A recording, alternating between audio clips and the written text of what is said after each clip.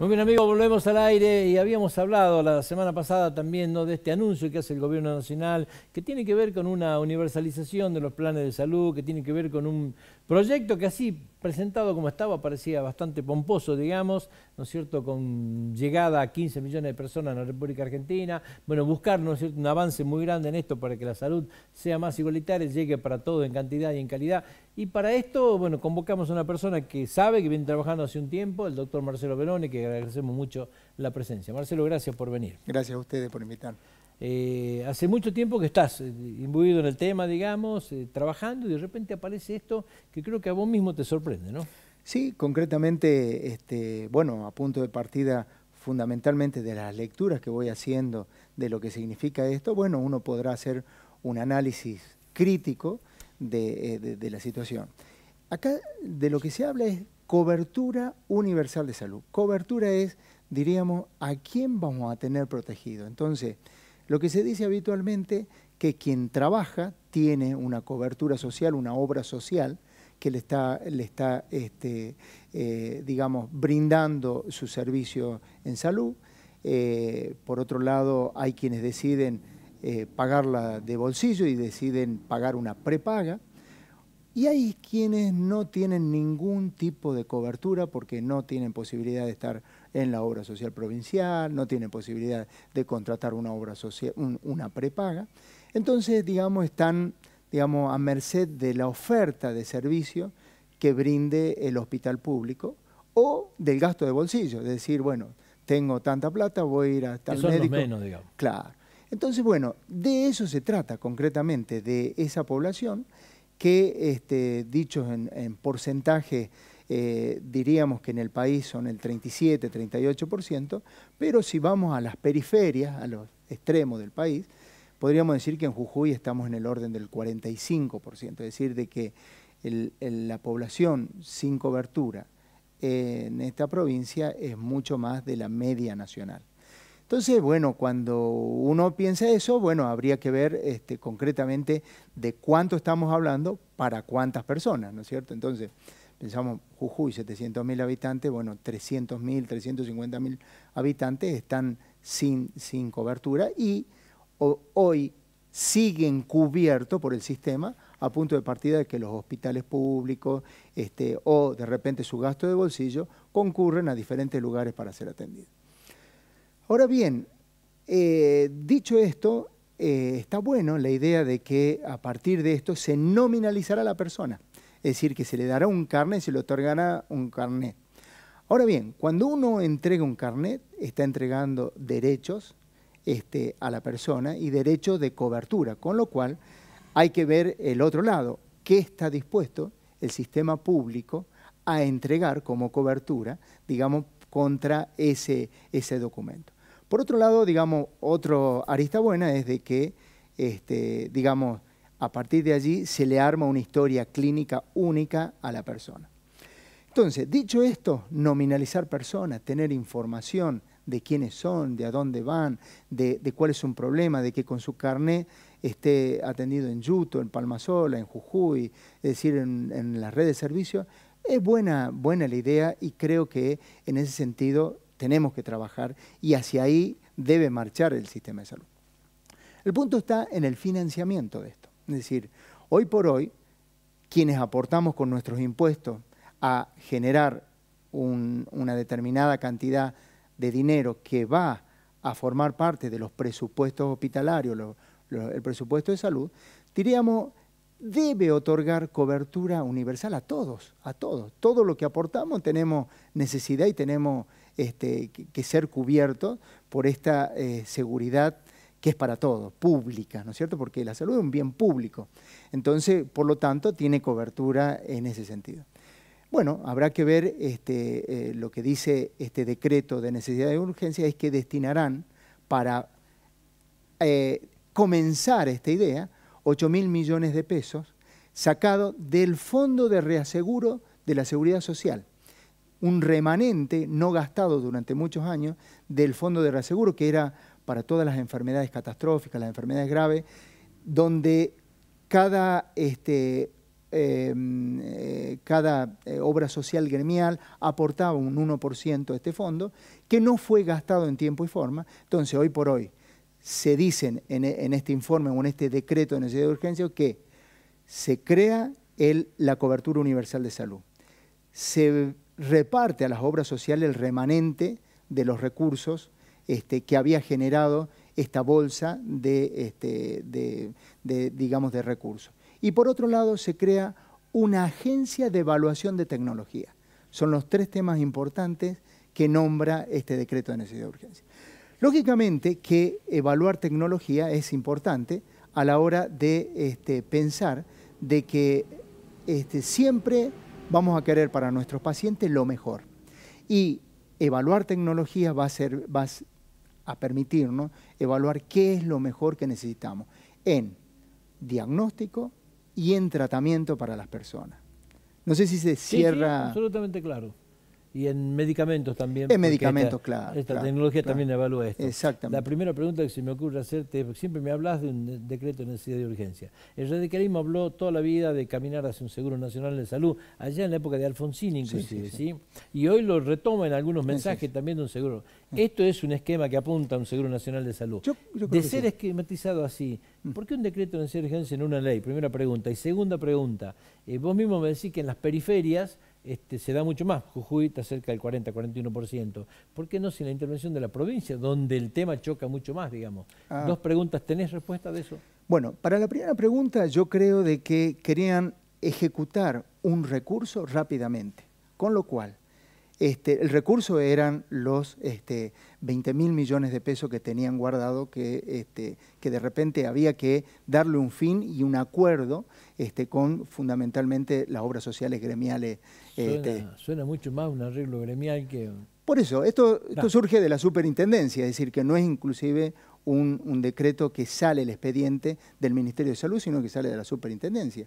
Creo de que en este sentido el Ministerio de Salud de la Nación tiene una idea de ir a esto que vos decías, es decir, a un seguro universal de salud, y que de repente, este arreglo inicial permite que parte de ese recurso sea utilizado en la nominalización de las personas. Primer paso. Ahora bien, pensemos en nuestra realidad de país, ¿sí? Es decir, la cantidad de hospitales que tenemos, 8.000 millones de pesos, ¿para qué alcanza y para cuánto alcanza? Porque el decreto dice por única vez, ¿sí? Entonces, vamos a la segunda pregunta que vos decías. Ahora, ¿qué participación tienen las provincias en esta historia? Yo creo de que deben tenerlo en un acuerdo del COFESA, donde me parece que Jujuy deberá salir con una campana diciendo, mirá, nosotros estamos en la periferia, necesitamos más recursos, esto sin ayuda nacional no se puede realizar, porque paulatinamente, diríamos, el Estado Nacional se correrá de esta historia, dejando a las provincias con su propio presupuesto y en la misma historia en la cual venimos transitando los últimos 20 años. Y un poco no peor, sé si se entiende. Y un poco peor, porque con el compromiso de lo que has asumido cuando has entregado ese carnet, claro, que has asumido dar mayores prestaciones, claro, digamos. Has asumido dar derechos. Dar derechos. Derecho a una canasta de prestaciones por lo menos básicas. Lo hagamos claro para que lo entienda todo. Si una embarazada dice, yo desde la oferta de servicio, es decir, desde quien ofrece el servicio, una embarazada necesita 5 ecografías, que por lo menos veamos su hierro para que no tenga anemia. Si está con anemia, ponerle las vacunas, que tenga un parto seguro en un lugar seguro, ¿sí? A punto de partida de que lo enuncias, vos ya das derecho al otro a que te pida en tu oferta de servicio eso, ¿sí? Entonces, tenés que garantizar derecho con lo que vayas a decir, pero con un financiamiento. No sé si se entiende. Está clarito, está clarito. Sí, sí, sí.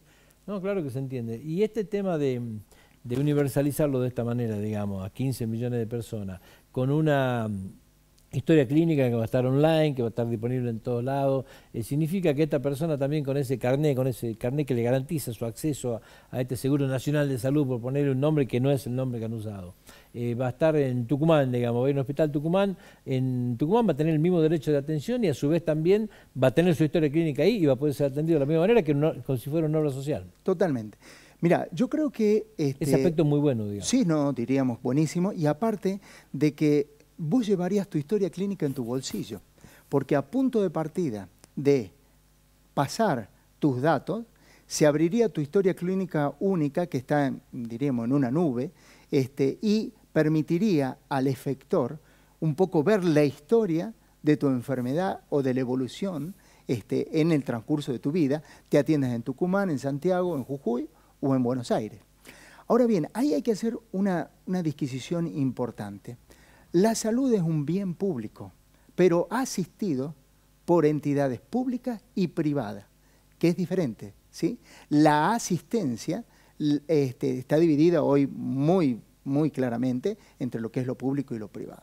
Yo lo que creo que en esta mirada integral que hay que hacer, hay que empezar a mirar estos efectores, ver cómo uno puede hacer alianzas estratégicas para empezar a mirar en serio la salud de la población. No te olvides que la salud de la población está armado de algo que se llama los determinantes de la salud, donde está tu genética, cómo naciste vos, qué sé yo, todos los elementos, donde está tu formación, el grado de capacitación que tuviste en tu vida, que te va a permitir prevenir más, que va a tener que ver fundamentalmente con lo medioambiental y que va a tener que ver fundamentalmente con el sistema de salud. Y ahí entra una palabra muy importante, que es accesibilidad al sistema de salud, ¿sí? ¿Qué quiere decir esto? Es diferente a la cobertura. Cuando uno dice, yo tengo acceso al hospital, es porque fui a las 7 de la mañana, habré hecho una cola, me habrán dado un turno, me habrá atendido el médico, habrá definido qué es lo que tengo que hacer y me iré al laboratorio, a la radiología y volveré a la semana que viene al médico. Eso es accesibilidad, ¿sí? Entonces, tenemos que plantearnos desde los efectores qué tipo de accesibilidad tiene hoy nuestra población, por lo menos las que nos compete a nosotros, los jujeños, ¿no? Entonces yo leí el otro día, el día domingo, en un diario, una encuesta que se le hacía a la gente. ¿Qué opina de la cobertura universal?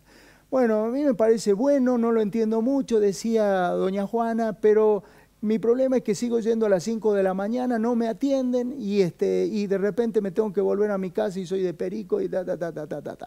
Entonces, estas son las cosas que ahora, persiana para adentro, tendremos que ver para garantizarle a nuestra gente la accesibilidad.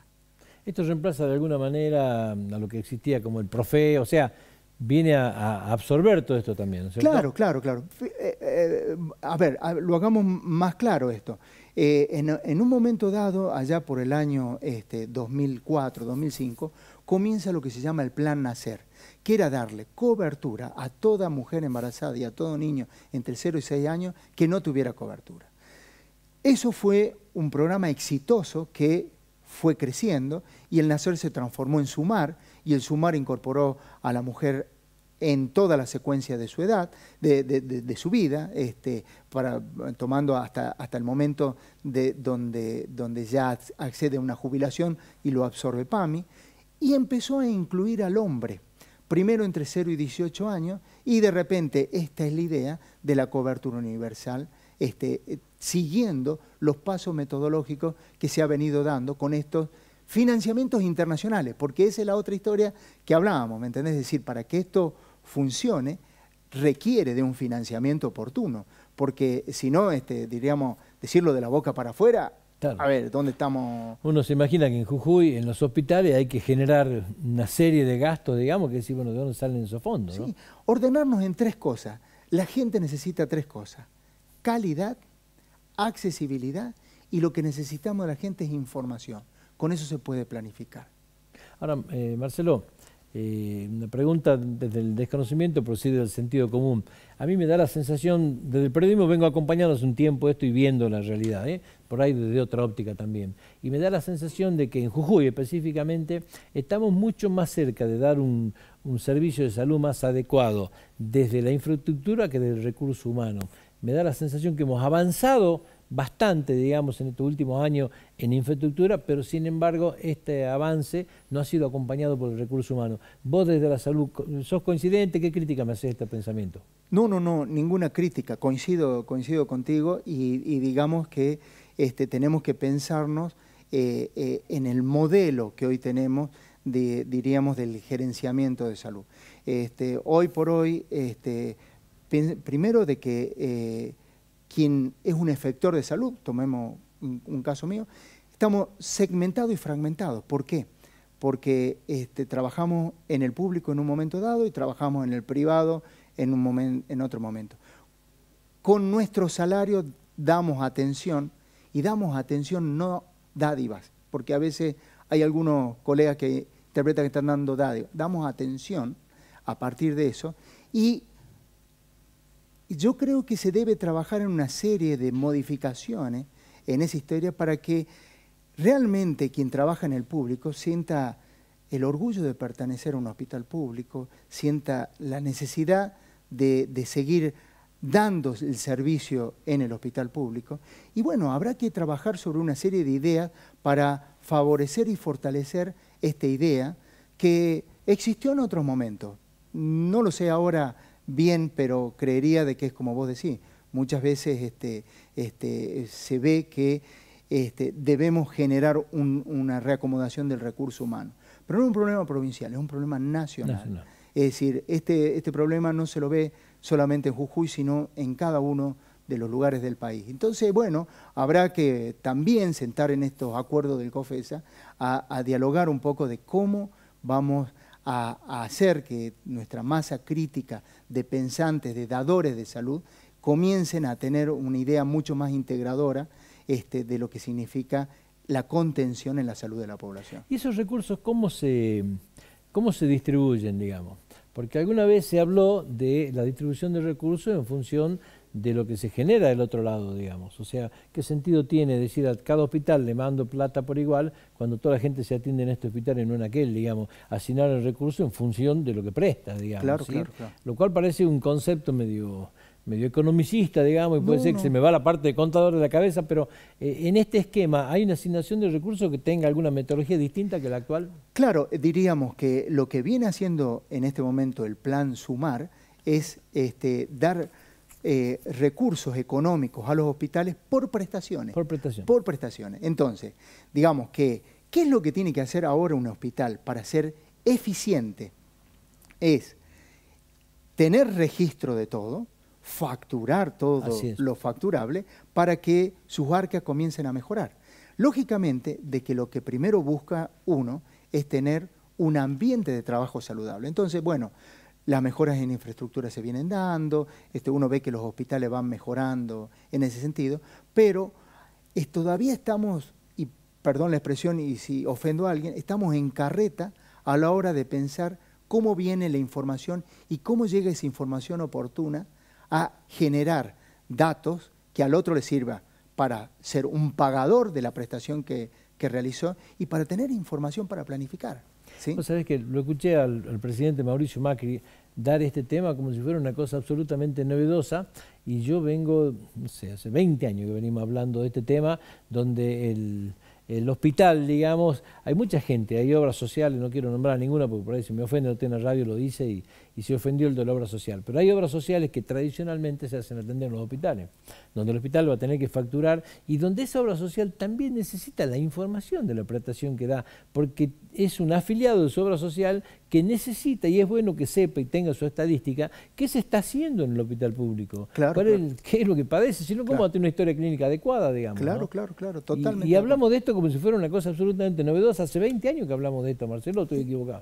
No, es cierto, hace 20 años. Pensá así, el primer Ministerio de Salud o Secretaría de Salud se crea en el año 47 y a partir de allí es que comienzan todos estos movimientos. Yo creo de que debemos pensar en un sistema único de salud mucho más ordenado y no pensando, date esta idea, tenemos en el país 24 obras sociales provinciales, 320 obras sociales gremiales, lo tenemos a PAMI, tenemos, digamos, como fuente de financiamiento tan disgregada, tan fraccionada, y en los efectores, cada vez la tecnología ha migrado hacia la superespecialización, de que hoy por hoy es una dificultad en el acceso a la salud.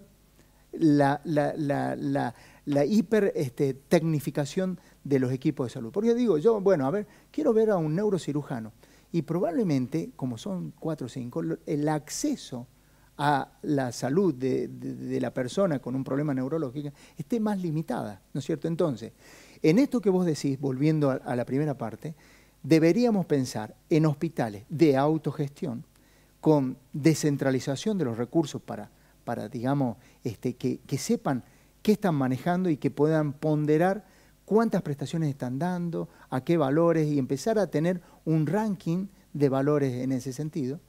Empezar a pensar que el acceso sería con redes de complejidades crecientes, y si a mí me duele la cabeza, no vaya al neurocirujano, sino que vaya al clínico o al médico de atención primaria de salud por redes de complejidad creciente, para que cada uno pueda, desde su lugar o del lugar donde se formó, se armó, empezar a brindarle al otro lo mejor, pero con un conocimiento de este seguimiento donde el paciente pudo haber sido atendido en un lugar y de repente no se le solucionó, y ese médico es el que le pide al especialista una mejor atención o una mirada mucho más selecta de algo de lo cual se formó.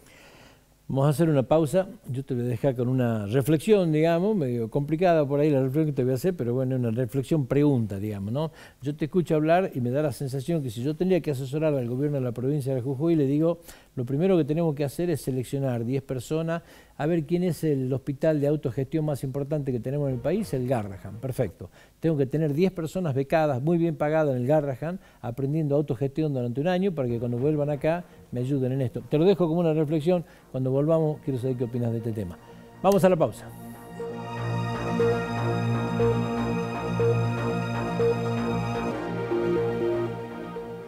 Muy bien, amigos, volvemos al aire. Estamos en este bloque acompañado por el doctor Marcelo Benone hablando, ¿no?, de este lanzamiento que hizo el presidente Macri de este decreto de necesidad de urgencia, y nos íbamos a la pausa con una pregunta, ¿no? Si uno tenía que darle un consejo, digamos, al gobierno de la provincia, decía, ¿qué haría? Y bueno, de acuerdo a lo que se ha dado a la conversación, formar recursos humanos. Hablamos de eficientizar la administración de los hospitales, y hoy, no sé, el Garrahan me parece que es un hospital en autogestión líder, sí, digamos, ¿sí?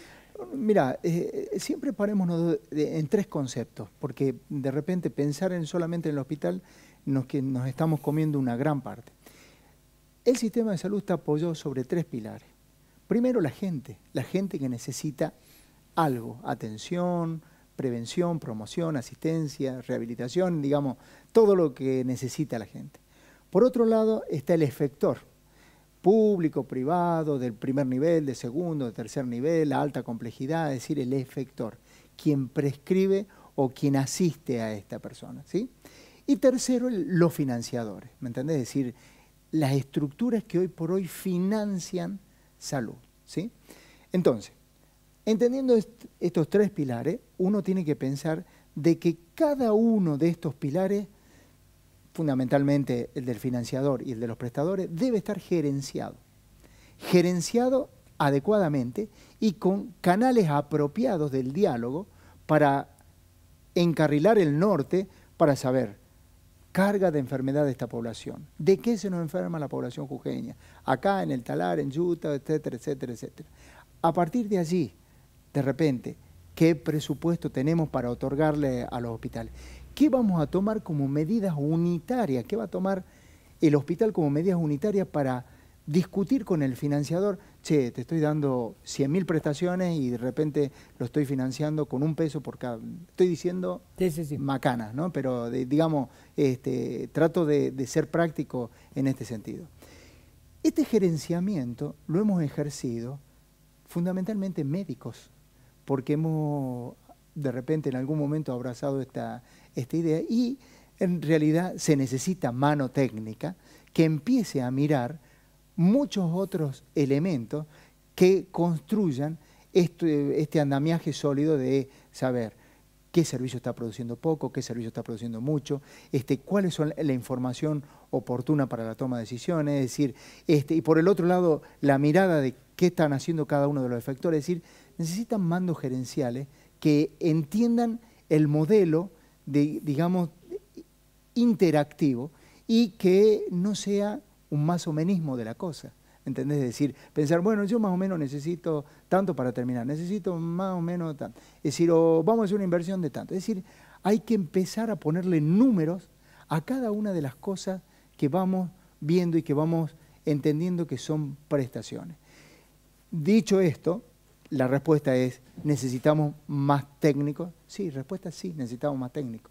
Que de repente buscar lugares que realmente sean referentes en este gerenciamiento de un problema, gerenciamiento del paciente, gerenciamiento de la gestión de la información, gerenciamiento, es decir, cada una de estas áreas para realmente empezar a mover un Titanic en una forma mucho más ordenada. Es decir, que si la pregunta es si necesitamos mucho de esto, sí, necesitamos mucho. La salud, sobre todo, digamos, es una especialidad que no crece al ritmo de la inflación. Digamos, dice, bueno, por el gasto que yo aplico. No, nada que ver, porque tiene el gasto de la inflación, ¿sí?, donde crecen los sueldos, algunos insumos, pero tiene la aparición de nuevas tecnologías, de nueva aparatología, de nuevos medicamentos. O sea, está permanentemente bombardeada con el avance científico también. Y esto ha ido desquiciando los presupuestos, ¿no? Totalmente. Mira, te voy a contar una anécdota chiquitita que sirve al ejemplo. Hasta no hace poco cruzabas el océano en Boeing, el más grande, el Jumbo, que de repente en la mayoría de los lugares datan de 1984, 85, la mayoría de estos aviones que hoy siguen cruzando el océano. En ese momento de tecnología no teníamos tomografía, no teníamos resonancia, ni estaba iniciándose la ecografía. Se descubría el HIV, 1984-85, y de repente muchas pruebas de tecnología en laboratorio no existían. Seguimos volando muchas veces en esos jumbos con seguridad, ¿no? Pero la evolución de la tecnología médica nos incluyó resonancia, tecnología, monoclonales, medicamentos para oncológicos diferentes, es decir, una variedad de otras cosas necesarias como herramientas para el desempeño del profesional que digamos que en 30 años ha tenido como un salto grandísimo, ¿no? Es decir, mucho más de los atletas de los Juegos Olímpicos, del salto largo, ¿me entiendes? No. Pero para eso para que sepamos, tiene un costo, tiene un costo. Si pensamos en nuestro país, yo puedo darte los datos del 2013, gastábamos en salud el 7.3 del Producto Bruto Interno, 7.3. Hoy se dice, no lo sé, y de repente podemos rechequearlo, que es el 11%. Pero ¿sabés cuál es lo grave de esta historia? Que el 3.2 de ese 7.3 estaba dado por el gasto de bolsillo. ¿Qué quiere decir esto? Volvemos a lo primero, acceso a la salud. Si yo tengo que pagar un coseguro para una prestación, si tengo que pagar el 50-60% de los medicamentos, si de repente no encuentro turno y tengo que ir a un médico y sacar de bolsillo, estamos gastando el 3.2% del Producto Bruto en gasto de bolsillo. O sea que el 40% del gasto en salud es de bolsillo. Es de bolsillo. ¿Me entendés? Claro. Digamos, hacia dónde tiene que marchar esta nueva idea de cómo garantizamos accesibilidad a la salud, digamos, con una cobertura universal. Va cerrando... Sí. Si no baja ese porcentaje, es complicado, la gente sigue sin acceder a la salud. Exactamente. Sigue sin acceder. Este paso, este decreto de necesidad, este anuncio, podemos considerarlo los primeros pasos para encaminarse a un Seguro Nacional de Salud, a una universalización como corresponde, como por lo menos está pretendida, o vos crees que puede llegar a terminar en un anuncio con mucho tinte político que termine empantanado en una burocracia que la hace absolutamente difícil? No, yo apuesto digamos, siempre uno tiene que tener esperanza.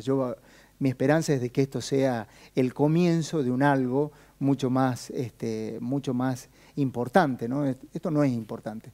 Lo importante es lo que viene, ¿no? Es decir, claro. Me parece que lo que viene tiene que ver y tenemos que empezar a estar en la mesa del diálogo. Che, acá estoy yo, seré del norte, seré jujeño, pero estoy yo en la pelea de esto, quiero entrar en la discusión, quiero entrar con mi problema, que no es lo mismo que lo que tiene, digamos, el área central de Argentina, claro, que no es lo mismo.